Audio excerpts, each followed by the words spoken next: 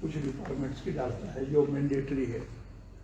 जब हमारा बजट बनता है प्लानिंग डिपार्टमेंट से, जिसकी अध्यक्षता मुख्यमंत्री जी करते हैं, और उसके बाद उसकी सारी प्रोसीडिंग्स जो है बजट सेशन से पहले फिर प्लानिंग डिपार्टमेंट में देखा जाता है कि विधायकों की क्या क्या प्राथमिकता है और विधायक ने क्या क्या चाहा है, उसके मुताबिक जो है वो बजट बनता है। विधानसभा में वो पास होता है और उसके बाद सोचा जाता है कि जो चालू जो वित्त वर्ष है उसमें जो पैसा है माकूल उन स्कीमों के ऊपर मिलेगा और ये काम आगे बढ़ेंगे। आज देखने में आया है कि एक हमारे चीफ सेक्रेटरी है Prabodh Saxena ji, additional chief secretary हैं ये, जो अतिरिक्त मुख्य सचिव के साथ जो ये योजना विभाग का काम उनके पास है, उनका एक पत्र 23 जुलाई 2022 को निकाला गया और ये हमारे को अभी 10-12 दिन पहले जो है वो मिला, जिसमें कहा गया है कि जो अनुमोदित नीति के अनुसार जो डीपीआर वगैरह बननी है वो अब बंद होने के साथ संबंधित वर्ष की विधायक प्राथमिकताएं जिनकी डीपीआर तैयार नहीं हुई है को समाप्त माना जाए।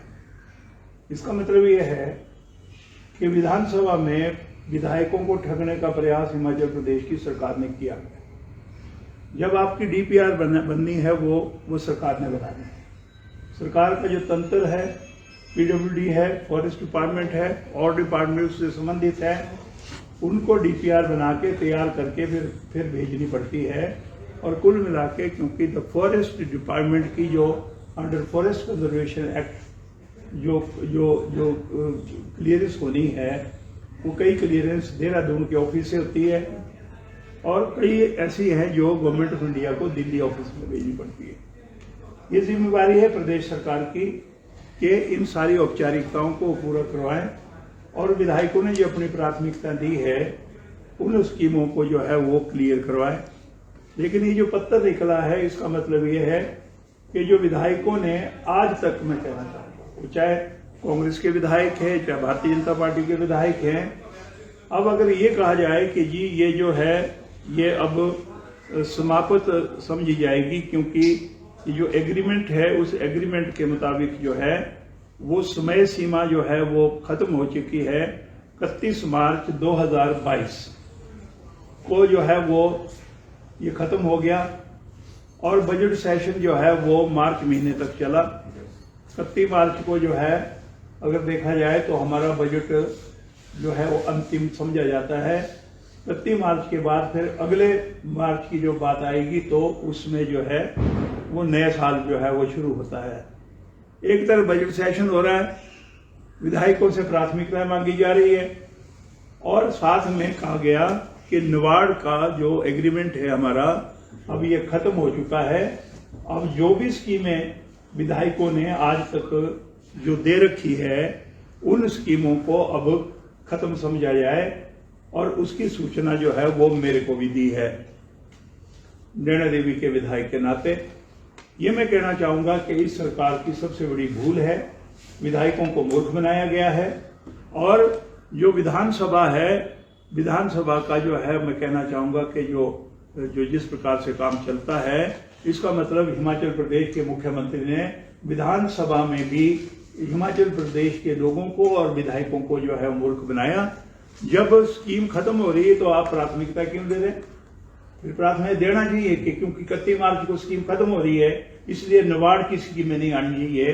अब कहा गया कि जितनी स्कीमें जिनकी डीपीआर सरकार ने नहीं बनाई, डीपीआर तो सरकार बनाती है और सरकार ने अगर डीपीआर नहीं बनाई तो इसका मतलब उनकी जो है वो अनदेखी है विधायकों और विधानसभा कॉन्स्टिट्यूंसी के मुताबिक। और इस प्रकार का लेटर निकालना जो है मैं कहूंगा ये हिमाचल प्रदेश की सरकार की कार्य पद्धति के बारे में ये मैं पत्र आपको बता रहा हूं। जिस ढंग से हिमाचल प्रदेश के मुख्यमंत्री प्लानिंग डिपार्टमेंट भी उनके अधीन है, फाइनेंस डिपार्टमेंट भी उनके अधीन है और फिर बजट पास करने के बाद जब आपको 31 मार्च को अगर नाबार्ड का जो एग्रीमेंट है आपका खत्म हो रहा है, तो आपने विधायकों को मूर्ख क्यों बनाया कि आप अपनी अपनी प्राथमिकताएं दो। हमने वो प्राथमिकताएं दी है, लेकिन अब बोला जा रहा है कि क्योंकि वो जो एग्रीमेंट था नाबार्ड के बारे में, वो जो है क्योंकि एग्रीमेंट के मुताबिक जो है वो 31 मार्च 2022 को ये समाप्त हो चुका है। आप मेरे को बताइए, मार्च महीने में बजट पास होता है, मार्च महीने में ही जो है ना ये एग्रीमेंट समाप्त होता है, तो हमारे से पूरे सारे जितने विधायक हैं, whether they are from the ruling party और दे आर फ्रॉम अपोजिशन, उन विधायकों को हिमाचल प्रदेश की सरकार ने और मुख्यमंत्री ने विधानसभा 70 के टाइम में भी मूर्ख बनाने का काम किया है। और मैं कहूंगा इससे बड़ी शर्मनाक बात नहीं हो सकती कि प्रजातंत्र में चुने हुए विधायकों को जब आप बजट जो है वो तैयार कर रहे हैं, उनसे आप जो है वो अपनी कॉन्स्टिट्यूंसी की जो है वो स्कीमों के बारे में लिखित तौर पे मांग रहे हैं। विधायकों की प्राथमिकताएं अलग से छप रही है, लेकिन छपने का क्या मतलब है, जब आपने 31 मार्च को खत्म कर दिया, 31 मार्च के बाद ही अगला साल शुरू होगा, तो इससे बड़ा धोखा हिमाचल प्रदेश के लोगों से नहीं हो सकता जो हिमाचल प्रदेश की सरकार ने किया है। ये मेन इशू था, इसलिए मैंने आपको दिया कि हिमाचल प्रदेश की सरकार कितनी लोगों के पक्ष में है, कितनी प्रजातंत्र में विश्वास रखती है, और कितने जो चुने हुए विधायक हैं उनका जो है वो मैं एक कहना चाहूंगा कार्य पद्धति में किस प्रकार से सरकार जो है वो प्रजातंत्र में खड़ी होकर आगे काम करती है, उसका उदाहरण मैंने आपको दिया है। दूसरे मैंने आपसे एक निवेदन और करना है, वो है कि हमारी जो यहाँ पे प्रधानमंत्री जी आ रहे हैं, आज भी ऊना में प्रधानमंत्री है, आज फिर उसके बाद वो चंबा में भी जाएंगे। सरकारी खर्चे के ऊपर प्रधानमंत्री की रैलियां हो रही है। ये जो हमारे चीफ इलेक्शन कमिश्नर है, या तो उनको दिखाई नहीं दे रहा है या उनको सुनाई नहीं दे रहा है कि सारे का सारा खर्चा जो है वो सरकारी खजाने से हो रहा है। हर मोड़ के ऊपर प्रधानमंत्री और मुख्यमंत्री जी बैठ गए, एक मोड़ के ऊपर 3-3, 4-4 जो है वो वहां पे होर्डिंग्स भी लग गई है, करोड़ों रुपए खर्च हो रहे हैं। सरकार जो है वो कर्जा ले रही है, रिकॉर्ड कर्जा ले लिया, और इस प्रकार से जो है कोई 150 करोड़ रुपए जो है ये सिर्फ पब्लिक रिलेशन डिपार्टमेंट के थ्रू अलग अलग विभागों की उपलब्धियां, अगर मान लो आपकी उपलब्धि तो 5 साल बतानी चाहिए थी, अब जब चुनाव आ गए तो आपने फिर दोबारा से लोगों को प्रभावित करने के लिए ये बड़ी बड़ी होर्डिंग जो है वो पब्लिक रिलेशन डिपार्टमेंट के थ्रू, ज्यादातर पैसा जेजेएम का खर्च हो रहा है, लोगों को पानी मिल नहीं रहा है, लेकिन आप हर मोड़ के ऊपर ठाकुर महेंद्र सिंह जी और हिमाचल प्रदेश के मुख्यमंत्री, अब उसको और रिवाइव करने के लिए मुख्यमंत्री और प्रधानमंत्री की होर्डिंग्स जो है वो पैरेलल लग रही है, जिससे ऐसा लगा है कि हिमाचल प्रदेश का जो खजाना है उसको लूटने का पूरा प्रयास हो रहा है। प्रधानमंत्री आए यहाँ पे बिलासपुर में, मैं आपको कहना चाहूंगा, मेरे पास उसका फोटो पड़ा हुआ है। प्रधानमंत्री जी वहां पे जो हमारा एम्स खुला है, जिसका उद्घाटन करने के लिए आए थे, जिस बहाने से आए थे, आपने रैली करी जो यहाँ पे बिलासपुर में जो इंटरनेशनल स्टेडियम है, और मैं कहूँगा सर्टिफिकेट मिला है इंटरनेशनल बॉडी की तरफ से। बड़ी कम जगह हैं जो इंटरनेशनल बॉडी ने एथलेटिक्स के जो आपके ग्राउंड्स हैं, स्टेडियम हैं, उनको जो है इंटरनेशनल बॉडी ने जो है वो क्लियर किया है। उसमें बिलासपुर का हमारा ये जो एथलेटिक्स स्टेडियम है ये भी उसमें है, 400 मीटर का ट्रैक है, साथ में फुटबॉल का ग्राउंड है, और ये जो भी हमारे इवेंट्स हैं उसके लिए इंटरनेशनल एथलेटिक्स कमेटी ने जो है इसको जो है सर्टिफिकेट दे रखा है कि बिलासपुर का ये सबसे बढ़िया जो है वो यहाँ पे सिंथेटिक ट्रैक भी है, और जो उन्होंने और चीजें तैयार करी है वो भी है। हैरानी की बात यह है कि उस सारे को उखाड़ा गया। वहां पे प्रधानमंत्री की रैली के लिए, जिसमें करोड़ों रुपए जो है वो साई के माध्यम से खर्च हुआ, स्पोर्ट्स अथॉरिटी ऑफ इंडिया से हमारे को ये मिला था, और बनते ही मैं ये कहना चाहूंगा जब सर्टिफिकेट इंटरनेशनल कमेटी ने दे दिया तो क्या कारण है कि भारतीय जनता पार्टी की रैली के लिए जो है वो स्टेडियम तोड़ दिया गया। अभी उसकी रिपेयर बनी हुई है। अनुराग ठाकुर आए यहाँ पे, और अभी 4 दिन पहले उसका उद्घाटन करके, भाई अनुराग ठाकुर आप क्रिकेट से आगे आए हुए हैं, स्पोर्ट्स के आप अपने आप को मसीहा बोल रहे हैं। ये क्रिकेट का ग्राउंड तो अपना किनारे है, लेकिन ये जो एथलेटिक्स का जो इंटरनेशनल स्टेडियम बना था वो तोड़ के और यहाँ पे भारतीय जनता पार्टी की रैली करके, ये बताओ मेरे को, जो स्पोर्ट्स डिपार्टमेंट का नुकसान हुआ, जो साई का नुकसान हुआ, आज जो बिलासपुर को जो तोहफा मिला था, आज भारतीय जनता पार्टी ने वो तबाह कर दिया। गए वहां पे भी नहीं, फीता काटा दूर से। और कोई वहां पे देखा जाए आज की तारीख में भी जो उद्घाटन की पट्टिकाएं वो अभी तक नहीं लगी। मेरे पास फोटो है उसका, तीसरे दिन का फोटो है कि वो पट्टिकाएं वहां पे नहीं लगी है। प्रधानमंत्री ने फीता काटा और 750 बेड का हॉस्पिटल, वो 100 भी नहीं बने हुए, उद्घाटन हो गया। 18 ऑपरेशन थिएटर बनने थे, 2 भी कंप्लीट नहीं है, इक्विपमेंट्स नहीं है। पेशेंट जो है वो रीजनल हॉस्पिटल शिमला को रेफर हो रहे हैं एम्स से। फिर एम्स का क्या मतलब है भाई? लोगों को क्यों बेवकूफ बना रहे हैं? और ऐसे मैं कहना चाहूंगा, ऐसे ही जो है वो अधूरे जो है वो उद्घाटन हो रहे हैं। आज मेरे को पता लगा, मेरे निमोल में एक रेस्ट हाउस, वीरभद्र सिंह जी से जब मैं प्लानिंग का चेयरमैन था, हमने पैसा दिया और वहां पे, क्योंकि शिमला के रास्ते में कोई बड़ा रेस्ट हाउस नहीं था, 2 कमरे, वो भी राजा बिलासपुर के टाइम के थे, वो उनको हमने थोड़ा ठीक किया था। 1 कमरा वीआईपी सेट जोड़ा था। फिर जरूरत समझी गई थी कि जो कांगड़ा की तरफ से, चंबा की तरफ से, हमीरपुर की तरफ से अगर मान लो कोई अधिकारी कर्मचारी शिमला जाना हो और नहीं पहुंच सकते शिमला, तो उनको रास्ते में रुकने के लिए, और बाकी पर्यटक हैं, दूसरे लोग हैं, उनको जरूरत के मुताबिक जो है वो वहां पे 8 जो है वो सेट बनाने के लिए जो है आधारशिला भी रखी। बन भी गया, आधा अधूरा बना हुआ है। ठेकेदार 3 बार बदले गए। और आज भी कह रहा हूं मैं कि उसका काम पहले सब लेटिंग पे दे दिया। एक ठेकेदार आया, वो सब लेटिंग पे पैसा लिया उसने, और उसको जो मेन ठेकेदार है उसने पेमेंट नहीं करी, वो छोड़ के चला गया। अब डिस्ट्रिक्ट एडमिनिस्ट्रेशन से बाकायदा तौर पे एक हदायत गई है कि जो वीआईपी सेट है उसको तैयार कर दिया जाए, क्योंकि वहां पे अनुराग ठाकुर जी ने उसका उद्घाटन करना है। अब आप मेरे को बता दीजिए कि 8 सेट का हॉस्पिटल जो रेस्ट हाउस है वो बनना है। एक वीआईपी सेट को तैयार करके जो है वो उसका उद्घाटन करना चाह रहे हैं। तो इससे मैं ये कहूंगा कि जनाजा नहीं निकला हुआ है सरकार का, तो और क्या है। ऐसे ऐसे मैं आपको कितने उदाहरण बता दूं कि जैसे मान लो मेरे एक सुलोआ में, कल गया था मैं सुलोआ में, मैंने एक प्राइमरी हेल्थ सेंटर दिया था, बिल्डिंग बनाई थी, और 4 साल उसको जो है ना वहां पे हॉस्पिटल को चलते हुए वो भी हो गए। अब आप मेरे को पता लगा कि कोई आपदा प्रबंधन का जो चेयरमैन है, वाइस चेयरमैन है, वो उसका उद्घाटन कर दिया जाके। अरे ये मैं कहना चाहूंगा, हो क्या रहा है भाई? 4 साल, 4.5 साल इंस्टीट्यूशन को चली रोक हो गए। 75 का प्राइमरी हेल्थ सेंटर को चले रोक को 3.5 साल हो गए, और उसका उद्घाटन करवा रहे हैं आप। लोगों को मूर्ख नहीं बना रहे हैं, तो और क्या कर रहे हैं? मैं कहना चाहूंगा कि ये जो चला हुआ है ना हपातापी, कि लगा दो जो है ना, पत्थर लगा दो, तो मुड़ घाट के लगाओ पत्थर, जो है ना आसानी तो वो होगी। इसलिए मैं कहना चाहूंगा ये इस प्रकार के जो जल्दी काम है उनको मत करो। और प्रजातंत्र में जब चुनाव आते हैं, चीफ इलेक्शन को चाहिए इमीडिएटली जो है वो एक्शन ले कि क्या कारण है कि करोड़ों रुपए जो है प्रधानमंत्री के और मुख्यमंत्री के और बीजेपी के जो और मिनिस्टर हैं, गडकरी जैसे, उनकी रैलियों के ऊपर जो है, होम मिनिस्टर भी आ रहा है सोलन में, इनके ऊपर करोड़ों रुपए खर्च हो रहे हैं। और आप बोल रहे हैं कि हिमाचल प्रदेश को कर्जे मुक्त करेंगे।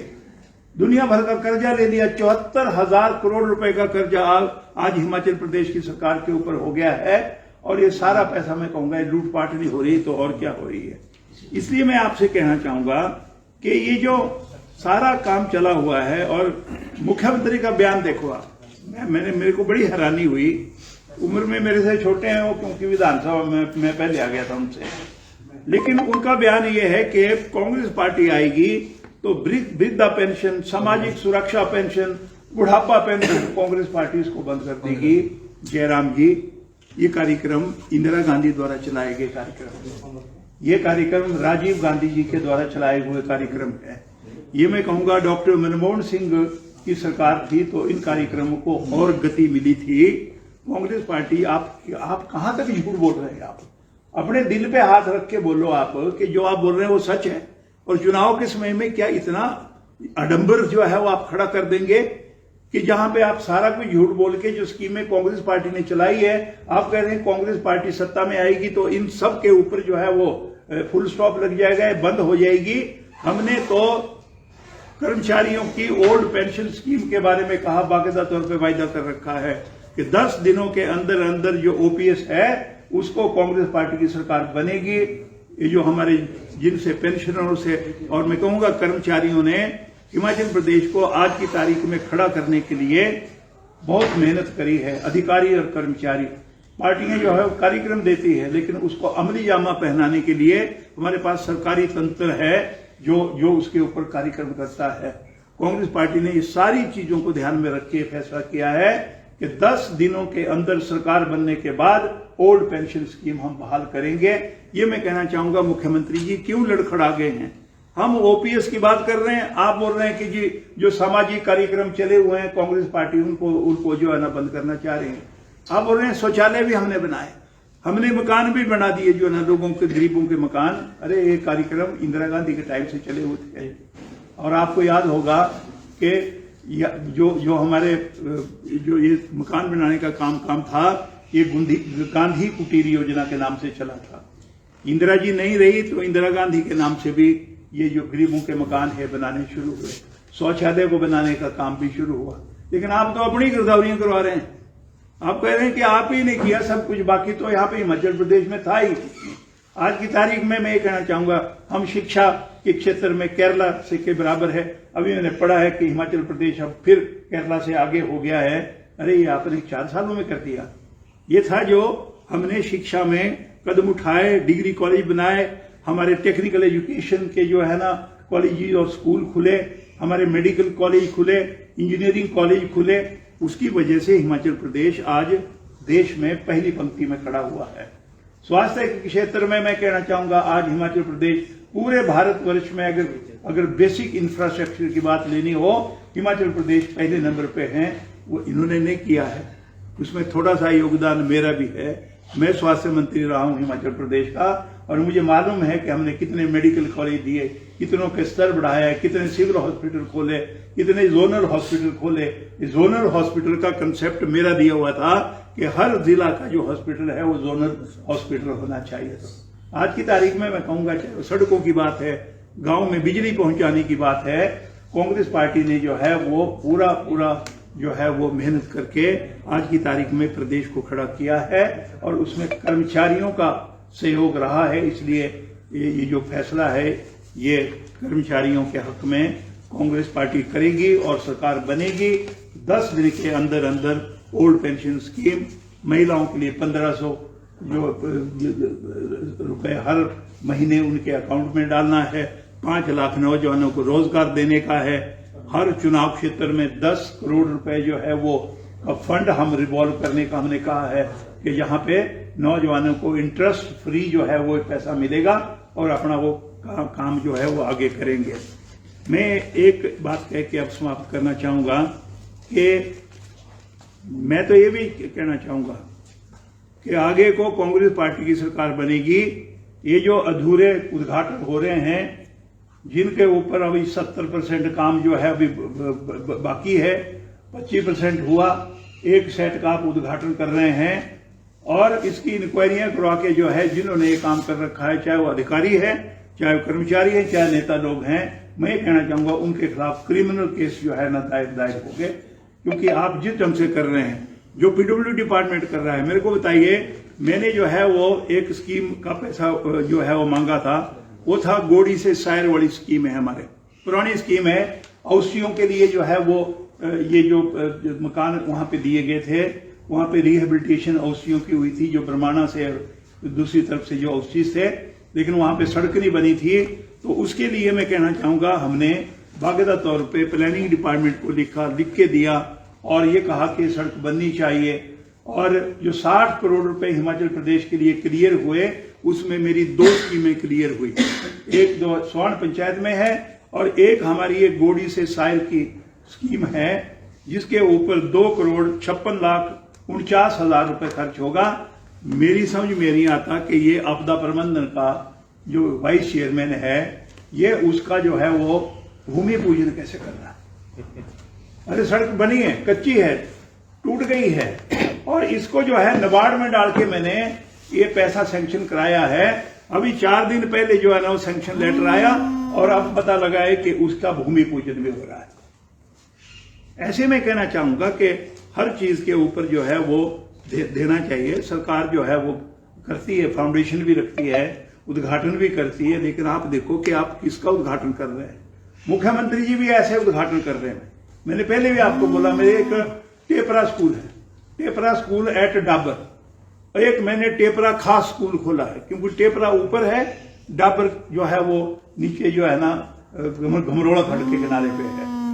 अब जब देखा तो इन्होंने क्या किया, ये नहीं देखा, स्कूल मैंने खोले, बिल्डिंग मैंने बनाई। जब मैं प्लानिंग का चेयरमैन था तो वहां पे वो बिल्डिंग बनी थी टेपरा खास में, और मुख्यमंत्री जी ने उद्घाटन किसका कर दिया, टेपरा डाबरवाड़ी का। वहां तो स्कूल की बिल्डिंग भी नहीं बनी है, लेकिन मुख्यमंत्री जी उद्घाटन कर गए। लेकिन वो जो बिल्डिंग टेपरा खास में है वो बनाई है मैंने।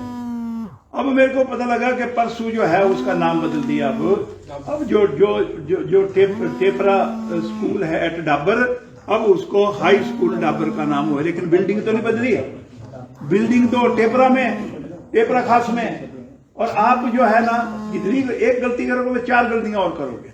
अब कैबिनेट में it was not such a big issue, ये तो एडमिनिस्ट्रेटिव ऑर्डर से हो जाना चाहिए था कि इसका स्कूल का नाम ये है, यहाँ पे स्कूल है, डाबर में है, डाबर का नाम डाल दीजिए। अब इन्होंने क्या किया जी, क्योंकि मैंने ये कहा कि स्कूल आपने उद्घाटन कर दिया डाबर का, तो लेकिन बिल्डिंग तो टेपरा खास में बनी है। अब इन्होंने एक और गलती कर दी कि अब जो डाबर में जो स्कूल है टेपरा के नाम से, अब उसका नाम बदल के अब डाबर कर दिया। मैं मुख्यमंत्री से पूछना चाहूंगा, जिसका आपने उद्घाटन कर रखा है वो बिल्डिंग कहां चलेगी? कर हर कुछ कर रहे हैं, देख भी नहीं रहे कि हम क्या कर रहे हैं भैया के। इस प्रकार से मैं कहना चाहूंगा कि सरकार बिल्कुल फेल है और ये डरी हुई है। और आज की तारीख में मैं कहना चाहता हूं, स्वाभाविक तौर पे मैं कहूंगा हिमाचल प्रदेश का सारा सिस्टम लड़खड़ाया हुआ है।